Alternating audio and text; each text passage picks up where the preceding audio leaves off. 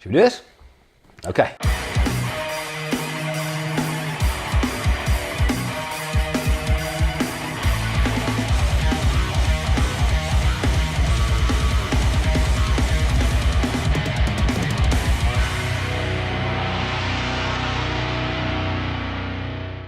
Hey monkeys, how you doing? Damian Keys here and welcome to the hashtag Ask Damo show number 21. We're out of hands now. Amazing. We don't have enough hands. That's how many shows we've done. It's gone quick, isn't it? Really quick. It's amazing how fast this stuff does. I have a sharp knife and we have stuff to open. Some but before I do, thank the Lord that Melissa is back in my life. Because last week was quite hard work. It was quiet. I just felt really lonely. And I was like reading the questions and answering and then being like, and that's what I think about that. It wasn't the same. So I'll give you extra moral support just to make up for it. Where did you go? I went to Cyprus and it was super sunny and nice. I know. And insane in the membrane. Missing the sunshine a little bit. Yeah, absolutely, yeah. Good. All right then, let's do this. We've got stuff. I love stuff. Do you want to get your stuff featured? I'm so intrigued to know what this is. Nice. So we've got stuff. If you want to send it through, the address is in the link below. Ooh, look, there's loads of this shit. It's like living in a box. Boom. Boobs. Balloons. Firstly, hey, you have one of these. This is great. I love this. Oh, that smells. That smells. How do I do it? I don't know. And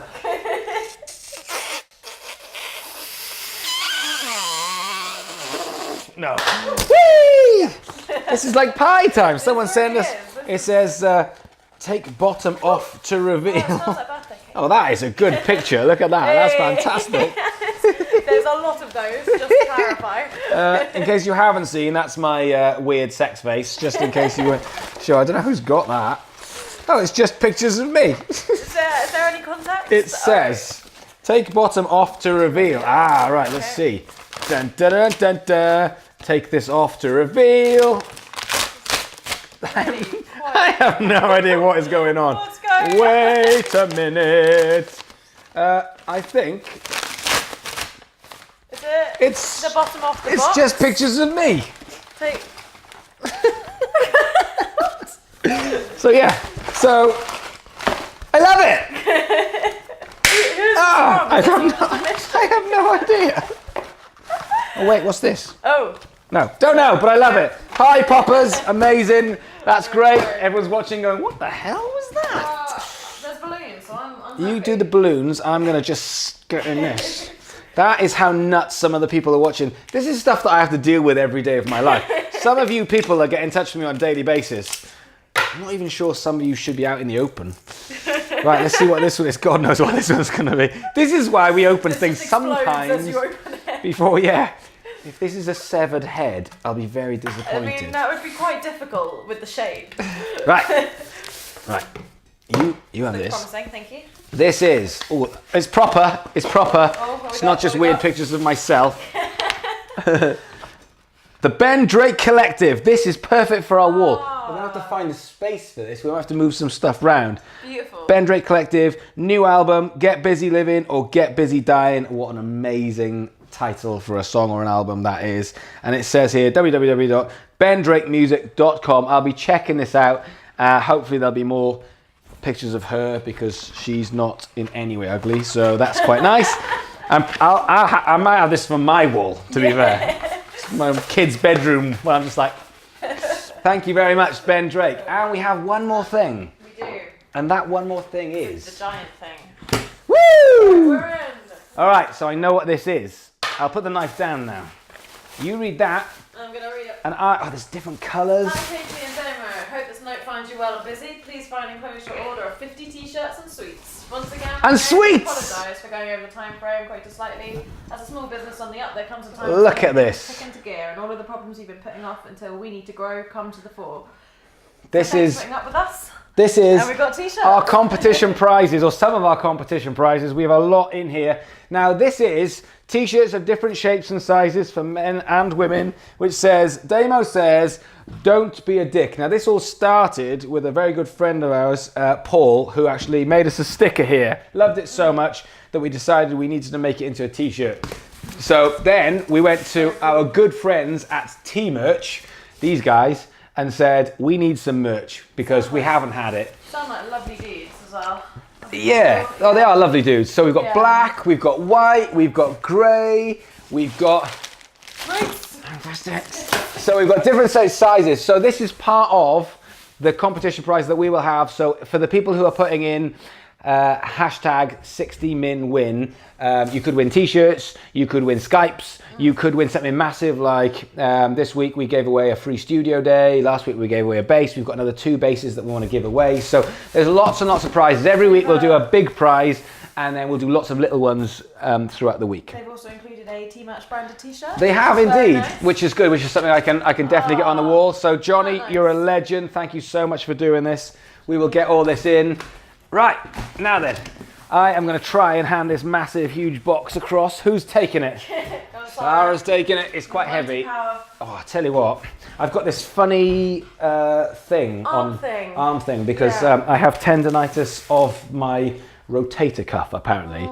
So on the weekend I went for a sports massage. If you heard of sports massage, it's the most painful experience of my entire life. It basically goes, does this bit hurt? And you say yes, and he goes, good. Yeah, I heard they're the most painful of the massage world. Yeah. And everyone watching is going, oh yeah, tendonitis in his right arm. But it's bass playing, all right? This is from years of bass playing, and then I decided not so long back to start going to the gym, you know, man stuff. And my body just give in. He just went, it was just like, no. Don't do that. No. Sounds terrible. Anyway, so do we have some questions? We do have some questions, yeah.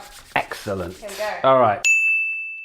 Alright, so this is from Nick Meldrum via Facebook. So Before you start, Nick is in an amazing band called Sons, doing really, really well, starting to get played on Radio 1, getting loads of festivals. Sick. That band is absolutely 100% going places. Oh, amazing, cool. Well, I think he saw the video that you did a few weeks ago on how, you know, we shouldn't always share things on our own personal page once you post it up on your band page. So he replied kind of with that in context, saying Facebook often filters content to only a certain amount of fans unless you're willing to pay to boost the post, which is why a lot of people share content to their personal pages to reach more people. How do you advise kind of getting past the Facebook fan page filter? Okay, so I do have advice for this. So yeah, the backstory is I've basically just said I'm seeing too many bands that are bypassing their professional Facebook page and they're going onto their personal one, or they're doing both in the hope that it will reach to more people. The problem with that is, from a consumer's point of view, from a consumption point of view, your friends who are probably on both of them won't give a shit about your band Facebook because they'll be just saying it's your personal one. Like, for example, if you said, can I give you a call? If I said, here's my personal assistant's number, here's my number, which one are you going to choose? You're just going to choose the one which is the closest thing to the person as you can. And if your friends are part of your personal Facebook, that's where they're going to consume your content. So I like it when you keep them separate, keep them clean, and you force people onto your Facebook page. And so the question is, how do you kick in the Facebook algorithm? So a couple of things. Number one thing I see a lot is too much advertising. People don't give a shit about advertising, so you can get away with a little bit of it, but on the whole, this is about bringing value as opposed to advertising. And if you bring value to people, that does the job of the advertising. So it's just being more clever. Rather than saying, we've got a gig on Tuesday, who's coming? And people go, oh, it's an advert for a gig. It's trying to think of a clever way to tell people that you're doing it in a form of content, I mean, this channel is for creatives. You know, it's for people who are in bands, musicians, people who are starting businesses. You guys have the creativity in you, and you're not using it enough when you are going onto your Facebook. I noticed that people are much more creative on Instagram, much more creative on YouTube, much more creative on Snapchat, and just Facebook tends to be this just throwing stuff out there.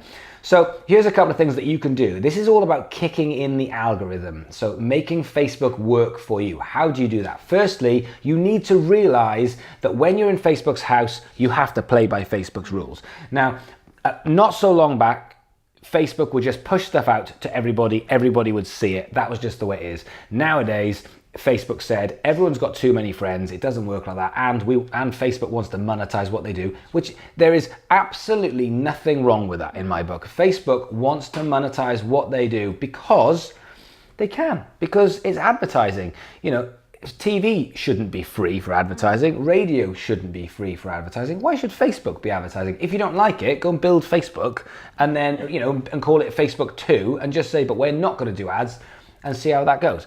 So there's nothing wrong with it. It's just when you're in Facebook's house, you have to play by Facebook's rules, but there are tricks that you can kick in the algorithm. So what you're trying to do is you're trying to play on people's egos, you're trying to play on people's emotions, and you're trying to get people to engage with you, because every single time someone likes, shares, comments, anything, any kind of engagement on your Facebook post, Facebook, Mr. Facebook, goes, ooh, that went down quite well, and there's another one, and there's another one, and it just says, look, for every one you get, we're going to start sharing it to some more people, because it's trying to decipher what are the important posts and what are the not important posts. So if you put something out there that only gets 2 likes, then it won't be shared very much. And not only that, but when it comes to the next post, Facebook's going to be thinking, what's this one going to be? Because your last one was a little bit self-centered, it didn't really work. So you're constantly trying to play the Facebook algorithm. So one thing you can do is ask questions. I don't see enough comments on Facebook. I see loads of pictures that go out and say, we're doing this, or here's us playing at this gig, or here's us in the studio. It's very difficult to actually engage with that, because you guys will know this. You know, when you're sitting, you go for a meeting with someone and you sit there and all they do is chat about themselves. Yeah. And you're just kind of going, oh, that's cool. And I'm doing this. Oh, that's cool. And I'm doing this. And you're sat there going, I mean, great. Yeah. Oh, cool. Okay, great. And that's happening on Facebook. So it's too easy for people just to go like, and then, but they're not going to, unless it actually affects them, because we're all selfish people. So you're trying to actually affect people emotionally and bring them value. Now, if you flip it around and you actually just say, we're going to play a gig next week, here's 2 of our songs, which one do you think we should open with? Then all of a sudden there's much more of an easy way for your audience to say, I'll get involved in that, I'll come through, I'll be a part of that, instead of just saying, come to our gig, where people just go, yep, seen it, it's gone, it's just an advert. So you're trying to bring people into it. I love questions on Facebook, and I think the Facebook status is underused, and it's undervalued, because you can spend lots and lots of money on a graphic design team, on a video team, on all that kind of stuff, just to build up all this great comment, and then all of a sudden you'll put a comment which just says something about news or foreign affairs, or asking the audience a question that can get 3 or even 4 times the amount of engagement than a picture or a video can, if it's done in the right way, because it's done in more of a kind of question way, So that is a really good way that I would suggest of trying to kick in that algorithm. The other thing is, there's always going to be detail, there's always going to be when you should post, there's always going to be what's the best type of content for you, but what you're trying to do is bring people value. So another thing is, if you've noticed, we've started doing a competition. Now there's 2 reasons for the competition, and it's something I want to lift up. I want to do, I'm going to make a video on this today. I want to have more engagement with you guys, but I'm really struggling. I just haven't got the time. I've got so much on my plate. I haven't got the time anymore to sit down for 3 hours a night, which is what I was doing for the first 6 months. To sit down for 3 hours a night to just chat one-to-one on Facebook, which is what I was doing. Nowadays, I just get too many messages that come through. And of course, as soon as I reply, they reply back. Yeah. So I'm like, oh shit, this is getting too much. So I want to do more things, like I want to have more Skypes. I want to be able to have more video content that's helping people. I want to be able to have more meetings. I want to go to more rehearsals, stuff that I can actually do in the day, which is fun, as well as just sat in the evening doing Facebook. So what we do is we have this hashtag 60minwin. You can do your own version of it, and it's just a way of saying we're going to give back. We want to do more things outside of behind the scenes on Facebook, which is stuff I do a lot. So therefore, you have to earn it, but we're trying to make it into something which is valuable, because that's all it is. If you like this post, if you actually write hashtag 60minwin, which takes 5 seconds of your life on the comment below, that will help the algorithm. That will say to Facebook, people are commenting on this, that's why it'll go further. And I'll say, in order to do that, I will prioritize you into a way where I can try, I'll keep seeing you, so for a start, I'll know about you a lot more over a period of a month, but I'll be trying to look for these guys that I can say, right, yeah, let's have a Skype, let's have a meeting. I'm trying to give value. Now, if you're in a band, especially in a band like that, which is actually starting to get, Radio 1 playing things, you're holding that leverage, you're holding value. So what you can do is you can say, we'll do a competition, but here's the thing, don't do a competition. And this is where bands fall down. This happens all the time. I've had probably 10 bands that have got in touch with me over the last couple of weeks and they've said, the competition thing doesn't really work for us. And when I look into it, what you've done is you've flipped it around so the competition's about you instead of about them. And you've gone, tell you what, if you like or subscribe to our channel, we'll give you one of our albums. It's like, but your album's free. Like what, or a single. We'll give you a free download of our single. And I'm like, it's 79p. I mean, it's not like you're giving away the earth, is it? Like, well done, you get 79p single. Like, do something that's going to really bring someone value. Like, and what do people value? They value you. They value your time, because that's the most important thing in the world, is your time. It's the only thing we've really got outside of our skill set is our time. So if a band said, we're going to drive over to you and we're going to play a mini acoustic gig in your kitchen, it's going to cost you a little bit of petrol and just time. Yeah. But that will leave a legacy in that fan's mind forever. Yeah. They will always go, remember that time when that band came and just that gig in our kitchen, we ran that competition. That provides value. So if you're going to give away value, it needs to be value. Connor gave away his guitar. That was amazing. I've seen... That was really cool. Yeah, and I've seen people giving away now, starting to think about it and going, you're right, we can't give away an album because we can't give away an album when it's not a competition. Yeah. So therefore, what is actual value? So things like, imagine if you went and got 5 lottery tickets and said, I'm going to give away the chance that you might become a millionaire overnight. Probably not, but at the same point, at least it's fun. At least it gives a bit of value. And if for example, you've got an unscratched lottery ticket, which you might win 50 grand on, you're like, imagine if I did. You're more likely to then say, do you know what, 60 min win or whatever your competition thing is, because yes, it's only £1 lottery ticket, but it's also the chance that it might be 50 grand or £1 million or whatever it's going to be. So you've just got to think better about these competitions, and the way you need to do it is ongoing competitions and not one-off ones. That's what I'm seeing. You can win a single and then the next week there's nothing and the week after there's nothing. This needs to be ongoing. What are you going to just keep winning? It's like you keep engaging with our content and we will keep giving away these awesome prizes. Yeah, also, I mean, I suppose if you keep doing it, you get to see which prizes spark the most engagement. Absolutely. As well. So yeah, so it's all experimented. Yeah. Sick, cool. So this next question is from Samuel Roberts, who says, what's the best way to approach management labels? Should you wait to have a finished product? Yes, so something we talk about quite a lot, and a question that I answer quite a lot when it comes to, and it's very interesting, when it comes to whether you want a manager, whether you want a live agent, whether you want a label, whether you want something else, how do you approach these people? It's almost like, I understand what you're saying about a manager, but what about a label? I understand that we shouldn't be approaching labels, but what about a live agent? It's like, but they're exactly the same. Like everyone in the industry is exactly the same. So you have to remember first that everyone's out for their own interests. So if you are a label manager and that's what you're doing, what you're trying to do is you're trying to find the best band to actually take your company to the next level. So you have to believe in that band, but you have to see that it's making that it's actually working.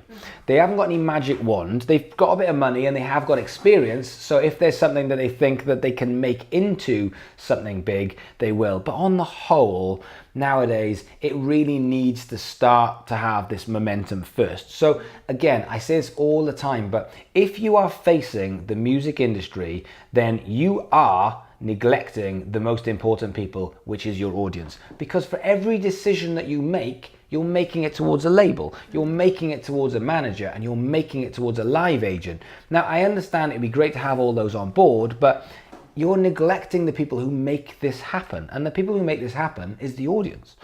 So you know, how do you approach them? I wouldn't bother. I literally wouldn't even do that. I wouldn't. It's not like you send a CV. I mean, I say this a lot, but you'd be surprised. The music industry is watching, because that's its job. Its job is to go, right, we've already got the Arctic Monkeys, brilliant, they're doing their thing. Who's going to be the next Arctic Monkeys? So therefore, it's looking around. It's not waiting for a knock on the door to go, oh, thank God you've arrived. We've been waiting for the next Arctic Monkeys and you turn up. It doesn't work like that. These guys are watching every day. They spend, you know, I have quite regular meetings with kind of indie label managers and A&R, I'm going to say A&R, but you know, people within the music industry. That's what they do all day. All day they just watch, and nowadays it's the easiest time to watch, because as soon as someone said, have you heard about Stranger Girl, they go, oh, I'll go and check it out. They can do it in 5 seconds. They have a phone, they go Facebook, they type your name in, it pops up, and then all the questions need to be answered, which is, are the fans engaging? Have you got a big enough audience to be able to put a record out? Is this music life-changing? It's just there. So as soon as you approach a label and say, here we are, I mean, I just feel that you haven't done the job, you know, because I think at the point where you've already got a big audience, the audience is engaging, and you can put out your own record, the music industry will know who you are. And at that point, if you knock on their door and say, you know, do you want to put a record out? They will have approached you by that point. They will have already got involved. So for me, there's too many people, and this is the key, this is the crux. Here's the punchline of this whole thing. There's too many people building this and then expecting to jump to here. And so they're building this and going, right, we've built our band, how do we approach a label? The band isn't ready. So what you do is the label will get involved when it's here. So your job is to just get your head down and build and build and build and build and build and build and build and build and build and build until the agent, the music industry, whichever part of it looks at you and just goes, we have to take a punt on this band, because otherwise somebody else will and we might lose out on it. So, but there's massive gap. Like, and I see it with almost every band that gets in touch, where I'm looking at it going, it's really harsh, because you know, this whole channel is about me giving you real advice, realistic advice, and not pulling punches.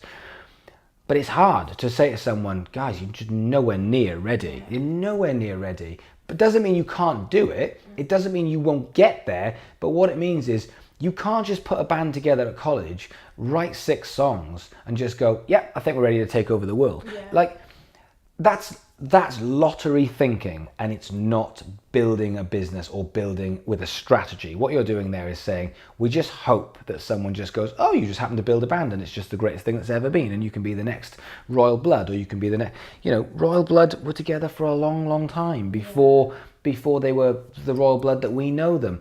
Rag and Bone Man, he's massive. Rag and Bone Man was doing this for 10 years or something before it actually really, really took off. He was, you know, that voice that he's got, it doesn't come from just waking up and going, oh, I was just singing along to Radio 1 and I found out I'm one of the greatest singers in the world. It doesn't happen. So, you know, so stop trying to leave this to chance and going, well, we've built our band, what do we do next? Well, you go round and round and round and round and round and round until you're looking after this audience and getting better and better and better and writing more and more songs and getting better with your songwriting, and you're analysing everything and you're putting into play the 1% rule, which is something I talk about, where every day you're just trying to put something into play which is just 1% better, and if you can do 1% every day, then in 100 days, 3 months, you're 100% better. So stop trying to kind of build this much and then saying, right, I need someone else to come and do all this work for us, because that's what happens. We need a manager. I've had that conversation 3 times this week, face to face and on Facebook, when someone says we need a manager, and I have to go, you don't need a manager. What you're actually saying is we're kind of lazy, or we don't really know what we're doing. If you're kind of lazy, that's not a good enough excuse, and if you don't know what you're doing, that's what this channel's for. Get off your ass and learn. Those are your 2 options. So do you need a manager? You need a manager at the point where it's just going mental and labels are phoning you up and you're just like, shit, I don't know what to do. Everyone's coming to me. I need to actually, this momentum's taken off and I've started pushing things up the hill and now it's going down and I need someone to help me with this. That's at the point where you get someone and you say, look, we've got something here, and then the manager will say that's working for you. But up to that point, most bands that get in touch, I'm like, you don't need a manager. You just need to organize yourself a bit better. You need to actually learn how this music industry works. And more importantly, you need to spend 10 times more time focusing on your audience than you do on trying to get someone from the music industry involved. Well said. Thanks. That's all right. I really mean it. So, question number 3. This is from Polly via Instagram. Would you recommend monetizing YouTube videos? I'm managing a dance studio and my socials have really improved since I put together footage of my dances and competitions as regular content. I don't know if it would help business to turn monetization on as well. There's a time and a place for monetizing YouTube, and something we've talked about in the office is actually turning the monetization on my YouTube channel. Yeah. Now, the reason if and when we do that is not because I want to monetize from YouTube, because the money is so small that you have to be getting a shit ton of hits in order to making some decent money. But from researching a lot, there's definitely some research out there which just says YouTube's pushing videos. That's why you have the bit at the side which just said, you like that video, you might like this video.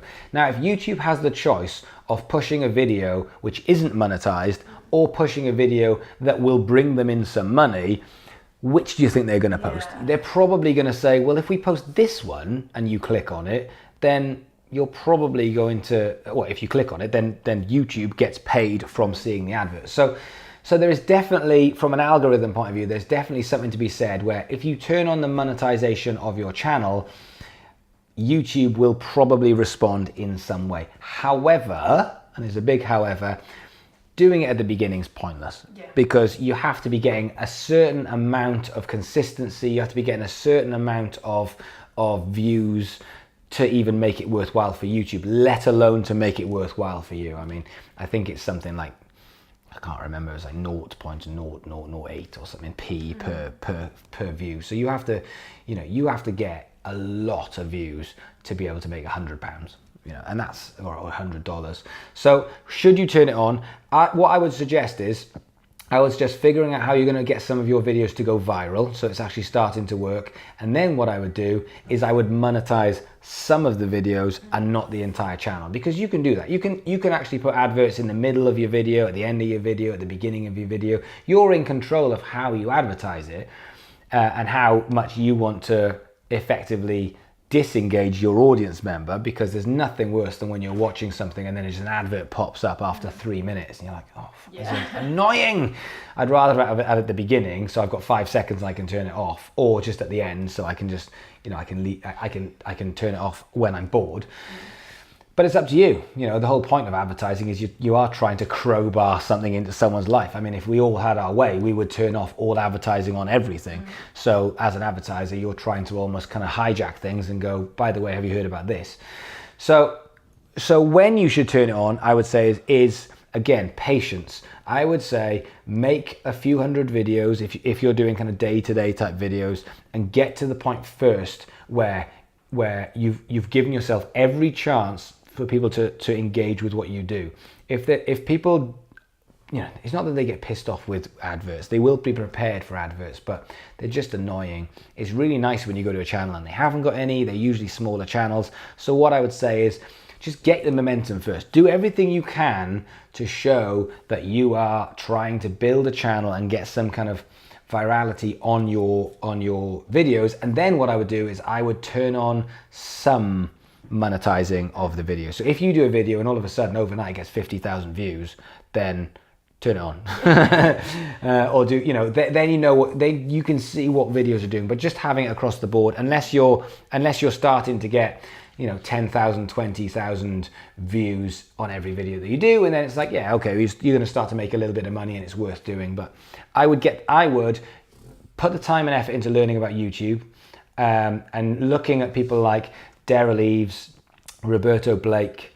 Those two guys are just magic when it comes to the back end of YouTube. I mean, these are geeky guys. I'm sure if they watch this, they would probably be nodding their head going, geeky guys. Yes, we are. But they know their shit. They really know their shit. And so the reason why they're big on YouTube is because they know their shit. So and that isn't just, the music industry or business or strategies. We're talking like nailing down meta tags and algorithm. We're talking proper geeky social media stuff. So, and they're YouTube specialists. So, and they would say the same thing. You don't want to monetize everything. You want to start picking and choosing what you're doing at the beginning and then building up to it from there. So would it help? I think it will help. I think YouTube will start to take you seriously, but you also have to get to the point where YouTube is taking you seriously first and then allow them to take you more seriously, I would. And in terms of doing that, so you've got like a dance studio here, would you recommend maybe like contacting other Facebook pages that are bigger for dance? I mean, I just think that is just, if I was doing the social media for this, I'd fucking nail it. That'd be amazing. Because I'd just be like, because everything that you do with dancing is just creative and attractive and cool. It's great because it's so visual as well. Yes, you've got every aspect of it because you've got the end product, which you can just video and be like, check this out. But you've also got the torture and the pain and the anguish of the journey. That's amazing. You've got being the expert. This is how we teach people, and these are the techniques. That's amazing. I mean, you've got so many facets to this that you can actually make videos every single day to actually engage people and start to kick in that YouTube algorithm. I mean, I think for me, if I was Polly, I'd go so into YouTube. I'd be like every day. I'd find something every day. Every time I could find some dancer, and I'd just say, right, you've finished your end of term a performance piece. I want to video it, and then that's going to go on, and I'm gonna then talk to them about it and say, why did you choose that? How did you structure? How did you choreograph it? Why does it work? All of those questions that dancers need to know. I think YouTube is perfect for that. Awesome. Okay, so this is the last question. Okay. This is from Anwara via Facebook. She says, I'm still at school and deciding where to study. I'd like to work in the music industry, but don't know which area yet. Do you think I'd be better off studying something else that's less competitive? Firstly, that's a great name, Anwara. That's brilliant. So she's at school, deciding where to study, like to work in the music industry, but don't know what area yet. I mean, that's the big thing. Don't know what area yet. I mean, if you're going to go to music college just to work in the music industry, I mean, there's just so many bits of it. There's there's admin jobs, there's creative jobs, there's PR, there's management, and a skill set does come into play. I mean, to be a manager of a band, you have to be a certain type of person because it's a very tough gig. So certain skill sets lead to certain things. There's promotion, there's marketing, there's labels. I mean, it's just it's too vague to say you want to be in the music industry because you can be a performer. I don't know, Anwara might be a singer or might be a musician.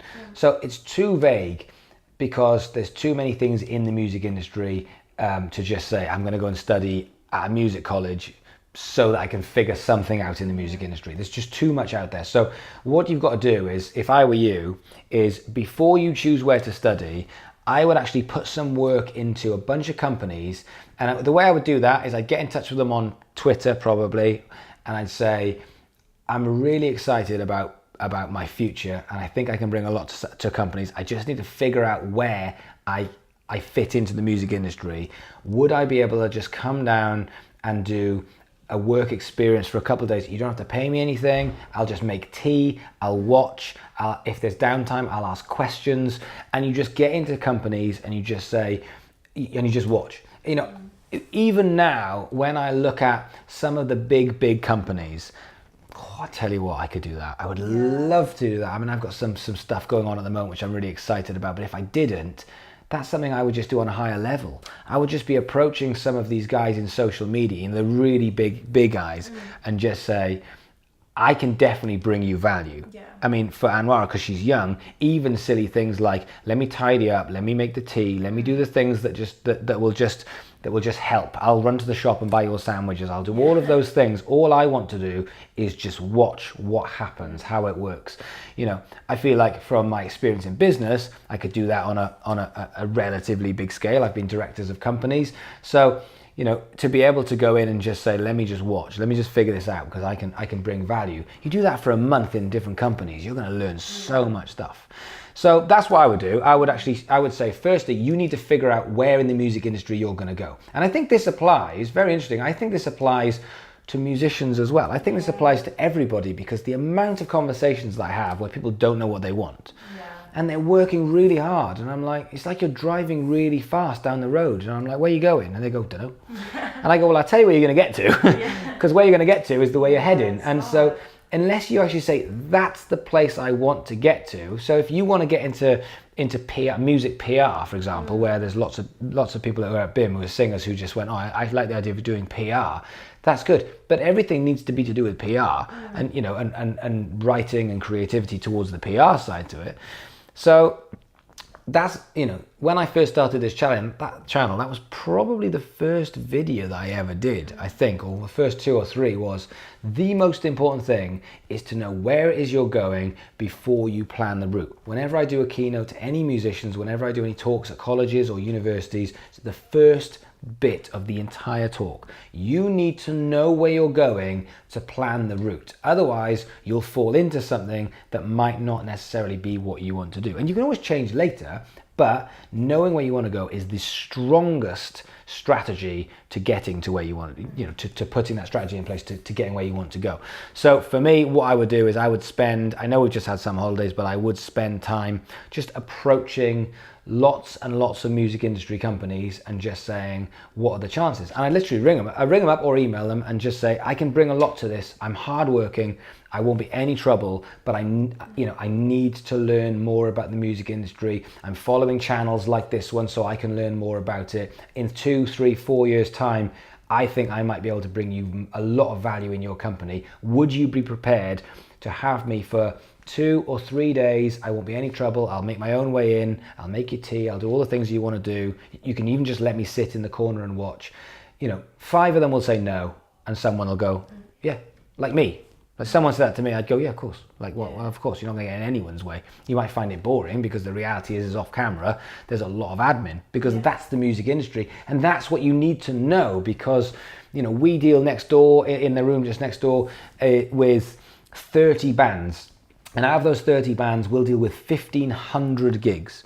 So what goes on with those 1,500 gigs is everything from admin, paperwork, contracts, dep work. Oh, that guy can't do the gig. What are we going to do? We're going to have to get another dep. Okay. And, all of those things are just day-to-day firefighting that happen. So, people who think about the music industry think it's very exciting. Oh, we're going to get in the music industry and we're going to go and we'll be touring with this band and we'll be snorting coke off a hooker's ass. And I'm like, nope, nope. So part of that is understanding where you fit in. And if you want to be a tour manager, or if you want to be a roadie, or if you want to be sat in an office, or if those are your skill sets, where do you fit into the music industry? The way you do that is you go and do a lot of research, a lot. And do you think that as sort of Emma kind of hones in on that and figures out which route to get, that she probably doesn't need to worry as much about it being competitive? Because once you know and you work hard, it gets easier. Absolutely. I mean, if you want to achieve something in life, like I want to really achieve something, it's going to be competitive. If I want to really do something good, it doesn't matter whether it's in sport or whether it's in music or whether it's in sweet making. If you just turn up and do a job and they just go, in your job, do this and go away again, then okay, maybe not so much. But to actually have a career is competitive. And the music industry isn't. I mean, it is competitive, but it needs more good people. So there's a lot of people out there that just need to who aren't doing this. If it's as competitive as all that, why do I not get people saying that when they're 16? I need to learn about the music industry. Can I come down and sit in your office for 3 days? And I'll go, you'll be fucking bored, but yes, you can. There's not. So it's easy to stand out, I think, if you work hard enough. I think so. I think so. So that's what I would do. I'd get in and I would actually research everything. This is the time to research. We are living in the most creative age that we've ever had. You can find out everything about companies online, on their Facebook, via their social media. You can see if it's a fun company. You can see what sort of thing that they do on a day-to-day basis. So just go and learn it. Sweet. We are fresh out of questions. Amazing. So hashtag Ask Damo. That's the hashtag. If you want to get one of your questions answered, we're getting more and more now, which is really exciting. So Twitter, Instagram, YouTube, Facebook, hashtag Ask Damo, and then we'll look through them and we'll pick out 4 questions. Send stuff. We still need more stuff. We need more stuff for the wall. And so CDs, pictures, stuff that you just want us to have, that would be amazing. T-shirts especially. But we have now got T-shirts and some more good prizes coming up. So if you want a T-shirt, then you need to be hashtagging right under this when it goes in the first 60 minutes, hashtag 60minwin. If you're saying I can't get in the first 60 minutes, turn on the notification. There's a little bell, hit the bell. It can be on Instagram, Snapchat, Facebook, whatever. Just hit the bell, it'll pop up as soon as you see it. Go for it. Woo. Brilliant. In that case, have a good week. See you guys tomorrow.